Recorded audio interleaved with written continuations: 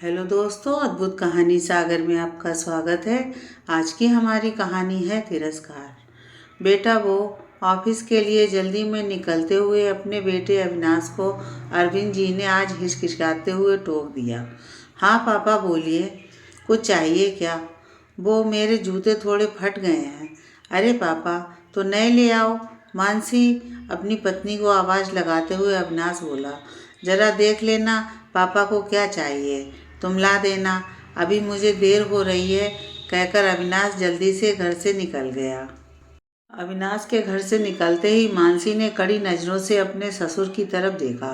आपको इतना भी नहीं पता कि घर से बाहर जाते हुए किसी को टोकना नहीं चाहिए? क्या हो गया है आपके जूतों को? सारा दिन तो घर में पड़े रहते हैं, फिर भी नए जूते चाहिए। बेटा बेचारा सारा दिन अपने हाड़ पेलता रहता है और इधर इनकी फिजूल खर्ची। अरविंद जी बिल्कुल छोटे बच्चे की तरह अपनी बहू से डांट खाकर चुप रह गए।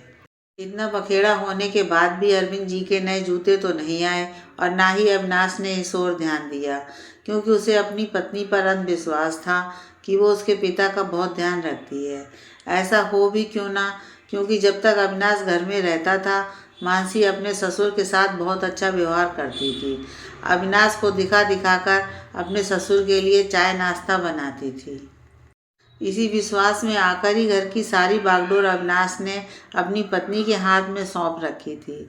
उसके खुद के पास तो इतना समय भी नहीं था कि 10 मिनट अपने पिता के साथ बैठकर उनसे बातें कर ले। वो मानसी के दोहरे चेहरे से अनभिज्ञ ही था।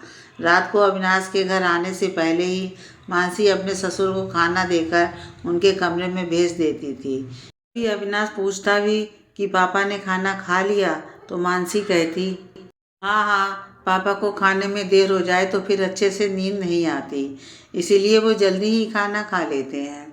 फिर उन्हें दवाइयाँ भी तो देनी होती हैं ना।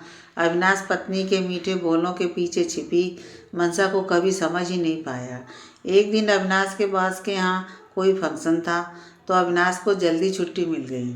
उसने सोचा, चलो आज मानसी और पापा को सरप्राइज़ देता हूँ, आज उन्हें लेकर कहीं बाहर घूमने चलता हूँ। आपको कुछ सुनाई नहीं देता क्या? जो बना है जल्दी से खा लो। बेटे के आगे ज़्यादा नौटंकी दिखाने की ज़रूरत नहीं है। कभी रोटी कड़ी है तो कभी सब्जी में मिर्च है। यह कोई होटल नहीं है, घर है। खाना बनाने में मेहनत लगती है। पत्नी के बोल सुनकर अविनाश को बहुत गुस्सा आ रहा था, लेकिन उसने उस वक्त अपने गुस्से को पी लिया। खिड़की के अंदर झांक कर देखा, अरविंद जी की प्लेट में 2 सूखी रोटी और एक कटोरी में सब्जी रखी थी। अरविंद जी बार बार अपनी आंखें पोंछ रहे थे। शायद उन्हें मिर्च लग रही थी, जिस कारण उन्होंने मानसी से कह दिया कि सब्जी में बहुत मिर्च है।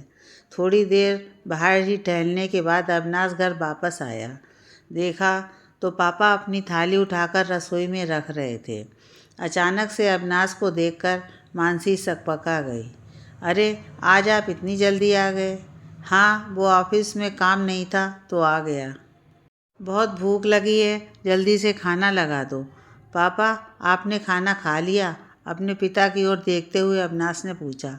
अरविंद जी का मुंह थोड़ी देर पहले बहू की झिझक सुनकर उतरा हुआ था। वो कुछ बोलते उससे पहले ही मानसी बोल पड़ी। हाँ हाँ, पापा जी ने तो अभी खाना खाया है, मैं उनके लिए बस दूध बना रही थी। पापा जी आप कमरे में जाइए, मैं दूध लेकर आती हूँ, और आप हाथ धोकर बैठिए, मैं खाना लगाती हूँ, कहकर मानसी फटाफट अविनाश की थाली लगाने लगी। 2 सब्जियाँ, सलाद, अचार और गरम गरम फुलके रख मानसी ने अविनाश की थाली लगा दी। अविनाश ने एक प्लेट में 2 रोटी और थोड़ी सी सब्जी निकाली और खाने लगा। मानसी अचकचाते हुए बोली, ये आप कैसे खाना खा रहे हैं? अरे इतना कुछ लाई हूँ तो अच्छे से खाते क्यों नहीं? मैं तो देख रहा था कि मेरे पापा रोज़ कैसा खाना खाते हैं, जो तुम उन्हें मेरे आने से पहले बड़े प्यार से खिला रही थी। अविनाश की बात सुनकर मानसी को काटो तो खून नहीं। जी, वो मानसी हकलाने लगी। अविनाश लाल आंखों से मानसी को देख रहा था। अब बस करो मानसी, मैंने तुम पे विश्वास किया और तुम मेरे पापा के साथ ऐसा व्यवहार करती हो। अरे आज मैं जो कुछ भी हूँ उन्हीं की बदौलत हूँ। तुम्हारी हिम्मत कैसे हुई मेरे पापा से ऐसे बात करने की?